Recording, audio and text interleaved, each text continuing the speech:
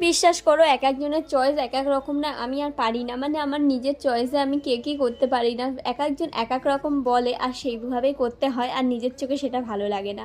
যেমন এই কেকটা যেটা করছি এটা একটা পিঙ্ক কালারের ছিল, নিয়ন পিঙ্কের ওপর, বাস দেখতে কি সুন্দর লাগছিল, কিন্তু যেই কাস্টমার এটা নিয়েছিল সে বলেছিল এই রেড কালার দিয়ে করে দিতে। তো রেড কালার তো প্রচুর পরিমাণে লাগে পুরো টকটকে রেড আনতে, আর এটাতে লাইটের এফেক্টে কিন্তু একটু বেশি টকটকে লাগছিল, বাট এতটাও রেডিশ ভাব ছিল না।